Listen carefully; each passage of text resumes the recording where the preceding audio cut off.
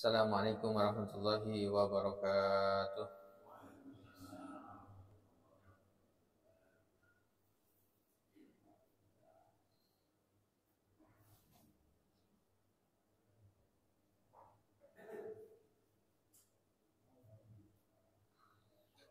Alhamdulillahirabbil alamin, nahmaduhu wa nasta'inuhu wa nastaghfiruh wa na'udzu billahi min shururi anfusina wa min sayyiati a'malina. May yahdihillahu fala mudilla lahu wa may yudlil fala hadiya lahu. Asyhadu an la ilaha illallah wa asyhadu anna Muhammadan abduhu wa rasuluh. Allahumma shalli ala sayyidina Muhammad wa ala alihi wa sahbihi wa man sara ala nahjihi ila yaumil qiyamah, amma ba'd. Hadirin yang dimuliakan Allah Subhanahu wa taala, alhamdulillah wa syukurillah, pada subuh yang cerah ini kita diberikan kesempatan oleh Allah Subhanahu wa taala bisa hadir dalam majelis ilmu, dan mohon maaf saya terlambat karena kelupaan. Mari kita mulai kajian kita bersama-sama membaca Ummul Kitab Al-Fatihah.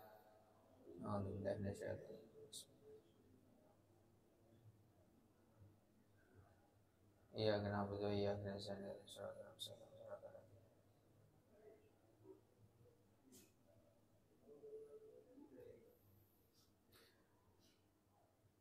Bismillahirrahmanirrahim. Kita akan lanjutkan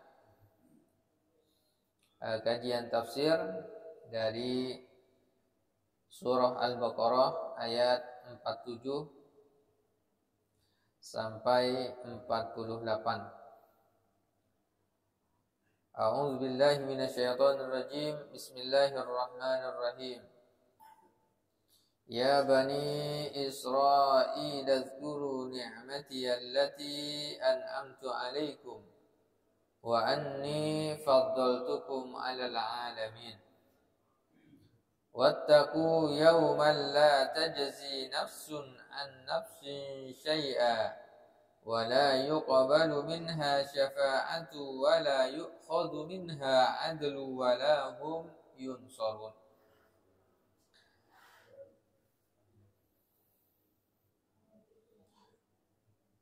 Hadirin yang berbahagia, ayat ini menjelaskan tentang kisah Bani Israel, di mana Bani Israel itu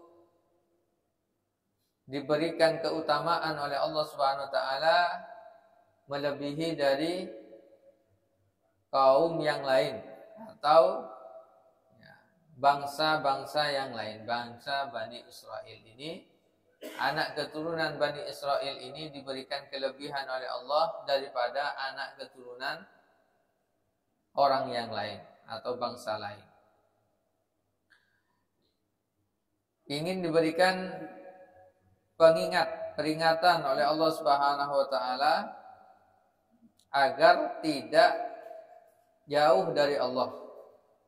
Agar tidak jauh dari Allah, agar mereka beriman kepada Allah. Jadi diingatkan tentang nenek moyangnya. Nah, ini ayat diturunkan kan pada zaman Rasulullah SAW. Nah, pada masa Nabi. Karena nanti masih ada orang-orang yang menganggap dirinya mereka itu adalah keturunan dari Bani Israel itu, ya, diingatkan oleh Allah Subhanahu wa taala, mereka itu adalah orang-orang yang beriman. Ya, kenapa? Israel itu sendiri adalah nama lain dari Nabi Yakub alaihi salam. Maka Allah Subhanahu wa taala kemudian mengatakan, ya Bani Israil, wahai anak keturunan Nabi Yakub. Ya Bani Israil, uzkuru, ingat-ingatlah,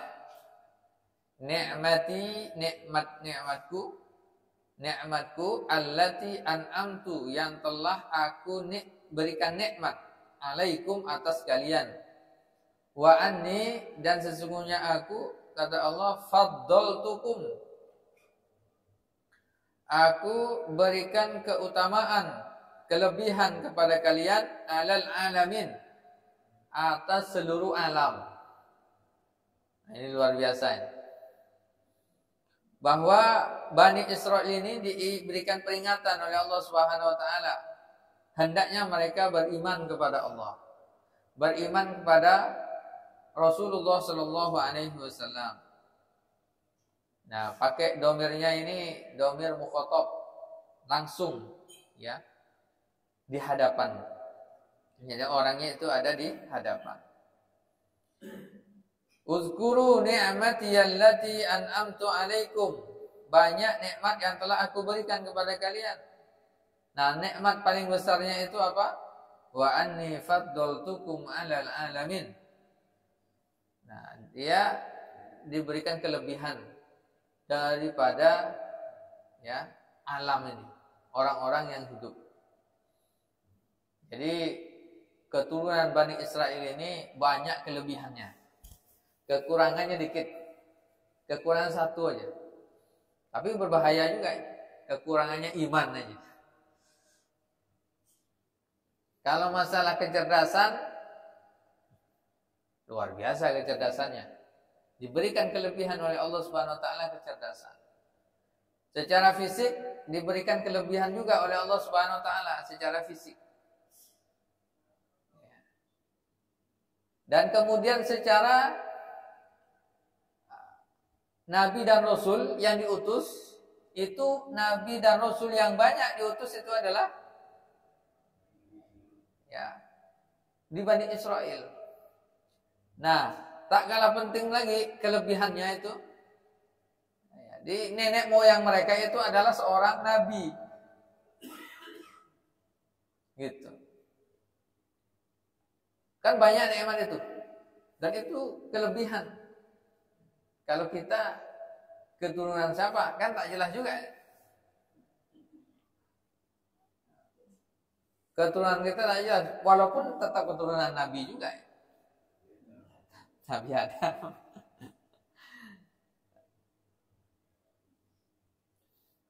Nah, ini kelebihan. Secara ilmu lebih banyak. Nah, tapi mereka kemudian masih ingkar kepada Rasul sallallahu alaihi wasallam. Nah, diingatkan kembali agar beriman.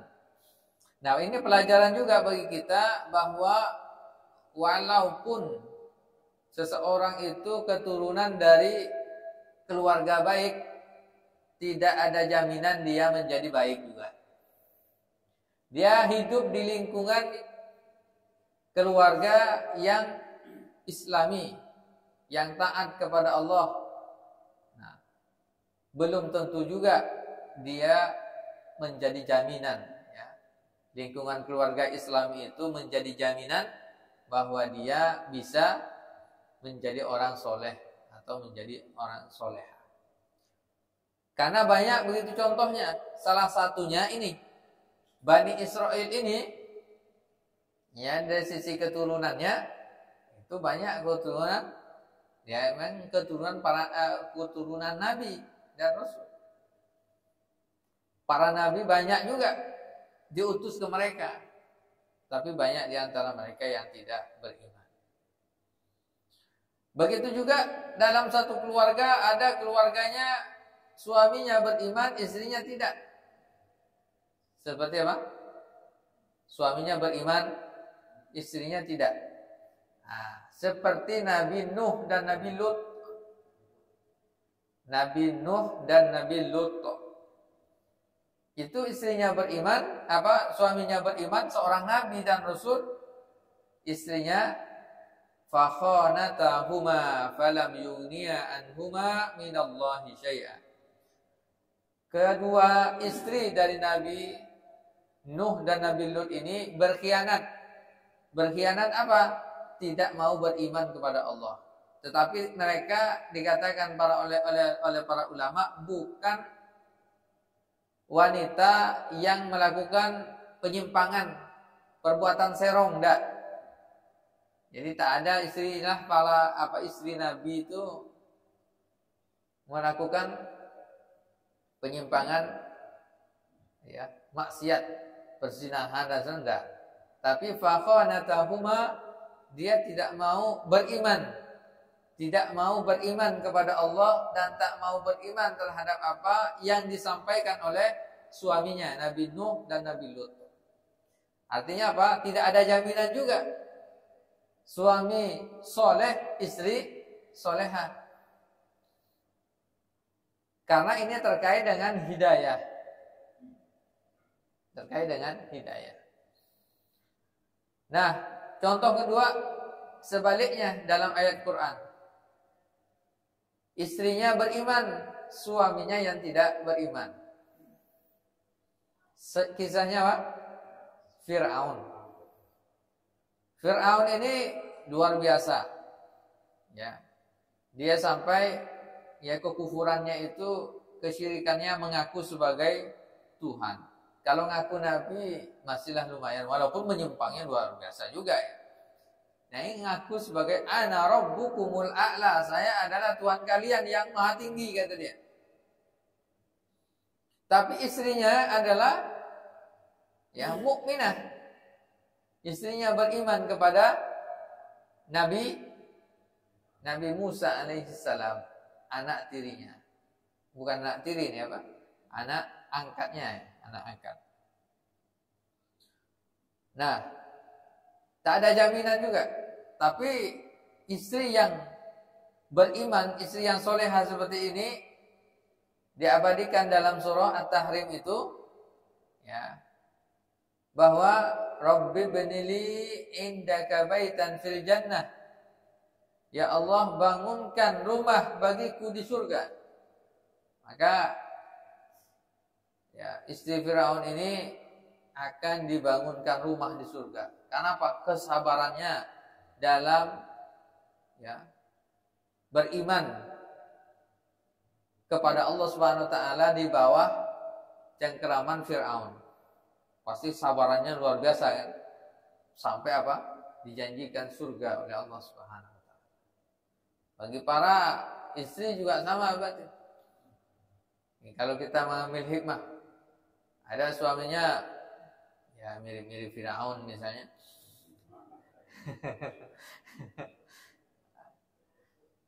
Nah, maka kalau dia bersabar, banyak berdoa, banyak memberikan bimbingan, banyak berdakwah kepada suaminya, maka dia akan diberikan surga juga oleh Allah Subhanahu wa taala. Walaupun ini konteksnya itu adalah iman dan tak iman. Contoh ketiga, keluarga yang sama-sama tidak beriman semuanya, memusuhi dakwah. Yang pertama apa tadi? Suaminya beriman, istrinya memusuhi dakwah. Yang kedua, istrinya beriman, suaminya memusuhi dakwah. Contoh ketiga, suami dan istrinya memusuhi dakwah, tak beriman. Dalam Al-Quran disebutkan apa? Dalam surah Al-Lahab. Surah Al-Lahab ini Abu Lahab. Abu Lahab dan istrinya Ummu Jamil. Keduanya memusuhi Islam. Keduanya ini ketika Rasulullah SAW kemana dia berdakwah, diikuti oleh Abu Lahab. Datang ke rumah seorang, dia setelah selesai keluar dari rumah itu, kemudian rumah itu didatangi oleh Abu Lahab. Tadi siapa yang sini? Ada Muhammad. Oh, itu ponakan saya. Jangan kamu ikuti, dia orang gila itu. Nah, begitu dia. Kalau istrinya, apa yang dilakukan? Dia ini menabur duri di mana Rasulullah berjalan. Rasulullah biasa jalan di mana nih? Tabur duri sama dia. Paku, kalau kita mungkin sekarang paku dan seterusnya. Nah, ini yang kemudian wa mra'atuhu, dalam surah Al-Lahab itu disebutkan sampai istrinya wa mra'atuhu hammalatal hatab. fi jidha hablum min masad. Itu sampai diabadikan dalam Al-Quran keluarga itu, Abu Lahab dan istrinya. Ya, masuk neraka dua-duanya. Contoh keempat, nah ini lingkungan keluarga yang harmonis, yang islami. Contohnya adalah Nabi Muhammad sallallahu alaihi wasallam. Contohnya adalah para nabi dan rasul yang lainnya seperti Nabi Ibrahim alaihi salam.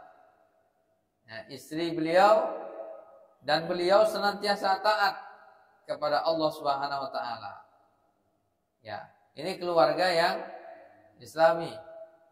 Ya, ada Nabiullah Ibrahim, kemudian ada istri beliau. Yang pertama Siti Sarah, Sayyidah Sarah. Yang kedua ya, Siti Hajar. Nah, ini keluarga tauladan. Ya. Nabi Muhammad SAW menjadi nabi yang diteladani juga. Sama-sama beriman kepada Allah. Nah, tinggal kita mencari keluarga mana, seperti apa keluarga nabi yang mana yang akan kita ikuti. Yang jelas kita mengikuti Rasulullah Sallallahu Alaihi Wasallam dan keluarganya. Sama-sama beriman, sama-sama berdakwah di jalan Allah Subhanahu Wa Taala. Nah, maka tadi pelajarannya tidak ada jaminan keluarga yang baik yang menghasilkan ya atau menghasilkan kesolehan gitu, belum tentu juga. Ya, karena memang banyak contoh-contoh dalam Al-Qur'an seperti itu. Ada istilah buah itu tidak akan jatuh jauh dari pohonnya. Memang betul. Tapi kalau dikiaskan pada keluarga, ya bisa betul bisa tidak juga, tergantung. Karena dari semua, misalnya dalam keluarga ada silsilah, ada keluarga besar.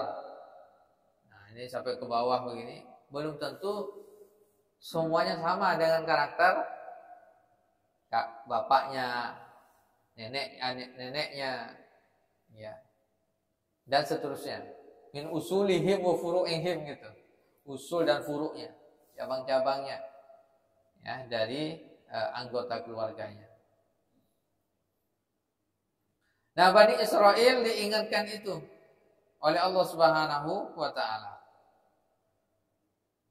Kemudian ayat 18 48. Wattaqu yawman la tajzi nafsun an nafsin syai'a wa la yuqbalu minha syafa'atu wa la yu'khadhu minha 'adlu wa la hum yunsarun. Wattaqu yawman, takutlah kalian semuanya, yauman, pada suatu hari, la tajzi nafsun an nafsin syai'a, di mana la tajzi, ya, tidak ada pembelaan atau tidak bisa membela satu orang nafsun, satu jiwa, an nafsin, dari jiwa yang lainnya, syai'a, sedikit pun. Nah, jadi diberikan peringatan oleh Allah Subhanahu wa taala kepada Bani Israel, hendaknya mereka beriman kepada Allah dengan kelebihan yang Allah berikan kepada mereka, nikmat yang banyak yang Allah berikan kepada mereka. Takutlah mereka semuanya kepada hari kiamat, di mana pada hari kiamat itu la tajzi nafsun an nafsin syai'a, satu orang tak bisa menolong orang lain. Satu jiwa tak bisa menolong jiwa yang lain, walaupun keturunannya adalah keturunan orang-orang soleh. Maka dikatakan dalam beberapa ayat disebutkan apa? Wa allaisa lil insani illa ma sa'a, seorang itu tidak bisa mendapatkan kecuali apa yang dia usahakan dari amal solehnya. Dan nanti di hari kiamat tak bisa orang nanggung dosa orang lain. Wala taziru waziratu wisra ukhra. Wala taziru waziratu wisra ukhra. Jadi satu orang itu tidak bisa memikul dosa orang lain. Makanya nanti dari sisi ya, ada orang yang biasanya sedang sakaratul maut, biasanya begitu ya. Itu kebiasaan dari sebagian umat Islam. Itu kalau ada yang sedang sakaratnya lama, lalu kemudian dari anggota keluarganya mengatakan, ya, tidak apa-apa, bapak atau nenek, silakan pergi, dosa-dosanya biar saya yang nanggung. Nah, gitu. Jadi dosa itu tidak bisa ditanggung oleh orang lain. Nah, orang lain itu bisa ya, memberikan syafaat. Nah, itu memberikan syafaat, berbagi, ya, berbagi syafaat itu bisa nanti di hari kiamat. Tapi kalau nanggung, ya udah, tidak apa-apa, kamu aja ke surga biar semuanya tanggung saya misalnya. Tidak, semuanya bertanggung jawab masing-masing. Suami dan istri, ya masing-masing nanti. Pertanyaannya juga masing-masing. Di alam kubur pertanyaannya masing-masing. Di hari kiamat, yaumul hisab juga sama. Masing-masing. Anak juga sama. Ya masing-masing. Ya. Begitu juga dalam ya pertemanan juga sama. Semuanya masing-masing. Ya. Walaupun misalnya suami dan istri, ya kita akan hidup semati. Kita akan bersama hidup semati. Saya tak rela, kan gitu kan? Kan gitu kan? Ternyata di hari kiamat tidak. Semuanya masing-masing. Tidak bisa, biarkan istri saya kasihan, ya Allah, istri saya enggak, biar ke surga saja, biar saya yang disiksa. Tak bisa itu tak bisa. Wala taziru waziratu wisra ukhra. Jadi seorang itu tidak bisa menanggung dosa dari yang lain. Nah, maka Bani Israel ini juga sama. Tak bisa dia berbangga, kami ini keturunan Nabi. Kami ini garis keturunannya adalah orang-orang soleh. Gampang nanti mereka akan berikan syafaat. Belum tentu. Maka dalam ayat berikutnya itu wala yuqbalu minha syafa'atun. Tidak diterima. Ya. Dari jiwa itu syafaat. Maka tak ada syafaat. Ya, di hari kiamat itu bagi orang yang tak beriman kepada Allah Subhanahu wa taala. Wala yu'khadhu minha adlun. Dan mereka juga tidak bisa ditebus. Tidak bisa ditebus. Kalau sekarang ini banyak di antara ya perbuatan yang menyimpang juga itu adalah nebus dosa. Tak perlu beriman, tak perlu sholat, tak perlu ibadah, tebus saja dosanya. Ini juga bermasalah. Akhirnya syariat itu dilalaikan atau tidak dikerjakan. Nah, ada penebus amalan, penebus dosa. Ada. Dan itu disyariatkan oleh Allah Subhanahu wa taala. Di antaranya kan apa? Salat itu juga penebus dosa kan? Pelebur dosa, salat, puasa, ya, infak, sedekah, kemudian Ya, termasuk berkorban itu kan penggugur dosa. Ya. Hewan yang kita sembelih pekan yang lalu, sebelum darahnya itu jatuh ke tanah, dosa-dosanya sudah digugurkan oleh Allah Subhanahu wa taala. Nah, ini artinya amalan-amalan sebagai penggugur dari dosa-dosa kita. Tetapi yang amalan yang di luar yang disyariatkan, nah maka dalam hal ini tetap ya perlu ditinjau secara syar'i. Ya, apakah sesuai atau tidak. Gitu. Tak boleh ditebus. Ada orang tak sholat 60 tahun disiapkan dana saja. Habis itu minta ke orang lain supaya nyolati. Ya. Atau ya melakukan amal ibadah kepadanya. Walahum yunsurun, dan mereka juga tidak akan ditolong oleh Allah Subhanahu wa taala. Nah, ini Bapak Ibu yang dimuliakan Allah Subhanahu wa taala, ya. Himbauan dari Allah Subhanahu wa taala kepada Bani Israel agar beriman. Tapi tetap mereka tidak beriman, memusuhi Islam, memusuhi Rasulullah SAW. Nah, ayat berikutnya nanti itu 49 dan seterusnya itu berbicara tentang ya kisah-kisah Bani Israel dulu.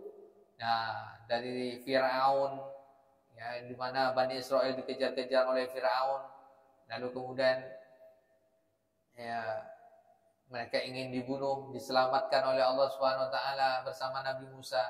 Tapi setelah itu mereka tidak beriman kepada Allah. Terus gitu. Ini nanti diingatkan oleh Allah Subhanahu wa taala pada ini kisahnya nanti tentang Firaun, Nabi Musa dan seterusnya. Nah, bagaimana Bani Israel itu termasuk yang diberikan kecerdasan. Nah, nanti banyak nanya juga di sini. Apa? Syariat itu dipertanyakan. Nah, sembelih sapi, tanya lagi, ini sapi betina atau jantan? Gitu. Jantan atau sapi betina. Ini warnanya warna kuning atau warna hitam? Warna putih? Sofro kuning. Ini bertanduk atau enggak? Terus itu. Jadi pertanyaan itu sampai akhirnya dia tak kerjakan. Ini Bani Israel, saking cerdas. Nah, ini insya Allah akan kita bahas pada ya, pekan depan insya Allah. Wallahu a'lam bishawab. Yang saya sampaikan, silakan jika ada yang mau ditanyakan atau di-share.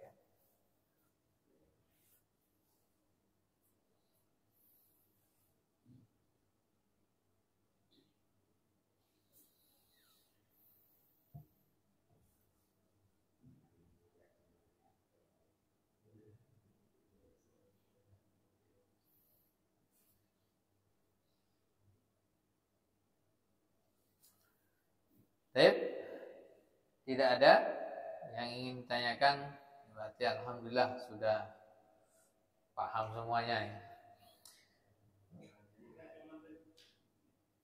Ya.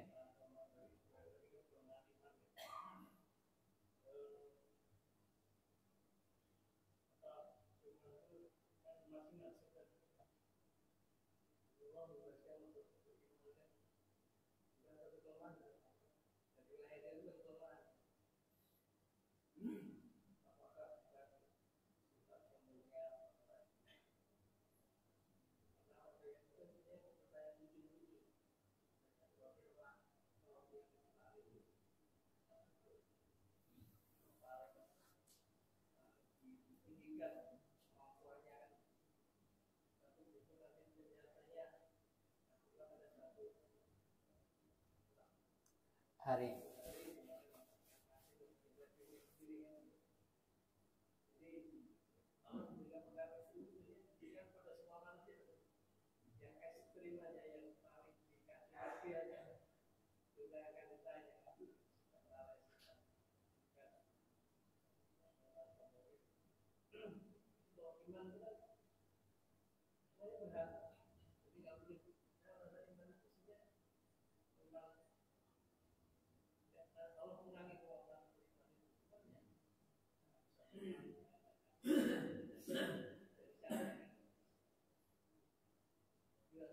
Ya.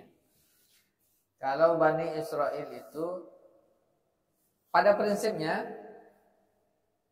gharizatu at-tadayyun, ya, insting untuk beragama itu sudah Allah titipkan, sudah Allah berikan kepada setiap manusia semuanya, sampai itu berawal dari janin. Ketika janin itu ada di perut ibunya 4 bulan ditiupkan ruh, maka sebenarnya sudah ada ghariza at-tadayyun di situ. Maka ada percakapan di alam ruh itu kan, alastu bi rabbikum, bukankah aku ini Tuhanmu? Kata Allah, qalu bala syahidna. Semua beriman. Ketika dia dilahirkan, maka disitulah ada yang imannya dirawat, ada yang tidak dirawat. Ada yang imannya dirawat, ada yang tidak dirawat. Yang dirawat dia tetap dalam keimanan, tapi nanti ada ya fluktuasinya juga itu. Ada yang bertambah, semakin bertambah, ada semakin berkurang. Nah, ada berkurang itu karena faktor tidak disengaja atau karena ya kehilafan itu. Karena dia lakukan itu, setelah itu dia menyadari, taubat langsung. Nah, antara sengaja dan tak sengaja melakukan dosa, tapi dia otomatis ke sana. Itu masih ya ditolerir. Wa khairul khata'ina at-tawwabun, sebaik-baiknya orang yang salah itu adalah bertaubat. Tapi kalau yang Bani Israel ini, mereka pada prinsipnya itu mengenal Islam ini, mengenal ya agama ini, mengenal kebenaran Islam ini, sama seperti mereka mengenal betul anak keturunan mereka. Alladzina atainahumul kitaba ya'rifunahu kama ya'rifu abna'ahum. Ya, orang-orang yang diberikan ahli kitab itu, diberikan Alkitab, mereka kenal tentang kebenaran Islam, tapi mereka mengingkarinya. Gitu. Nabi Muhammad tahu dia bahwa dia adalah nabi dan rasul, tapi kemudian diingkari. Nah, ini kelebihan ilmu pengetahuan yang diberikan oleh Allah Subhanahu wa taala kepada mereka. Nah, ini kemudian mereka dengan sengaja tidak mau beriman. Ya, ini ketidakmauan dalam beriman dalam beberapa ayat memang disampaikan. Ya. Di situ karena faktor hasad. Ya, faktor hasad dan seterusnya. Ya, kemudian ya karena itu tadi faktor keturunan. Ya, karena faktor ekonomi gitu dan seterusnya. Tapi yang jelas Allah berikan peringatan itu memang ya banyak kelebihannya. Ya. Kalau seandainya dia beriman saja itu sangat luar biasa itu. Ya. Tapi ternyata mereka tidak mau beriman.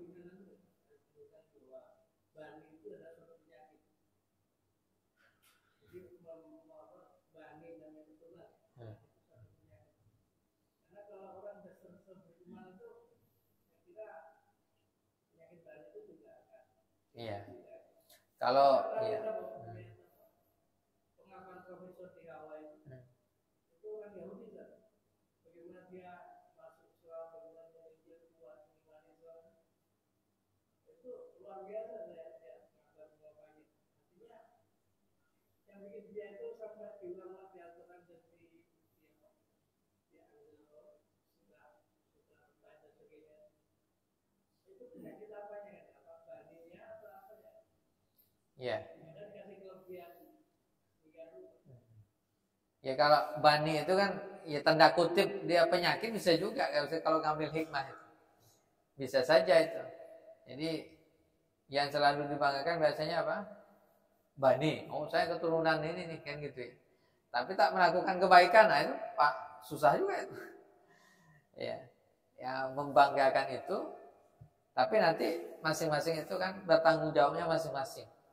Ya, bukan keluarga besar. Nanti itu mengusahakan syafaat, memberikan syafaat atau tidaknya. Nah, faktornya betul banyak, ya penyakit-penyakit itu tadi. Nah, salah satunya bisa jadi memang membanggakan keturunan itu. Wallahu a'lam bishawab. Cukup, kita akhiri perjumpaan kita pada pagi hari ini. Mudah-mudahan yang disampaikan bermanfaat bagi kita semuanya. Mohon maaf atas segala kehilafan. Kita akhiri dengan membaca hamdalah dan doa kafaratul majlis. Alhamdulillahirabbil alamin. Subhanakallahumma wa bihamdika asyhadu an la ilaha illa anta astaghfiruka wa atubu ilaika. Assalamualaikum warahmatullahi wabarakatuh.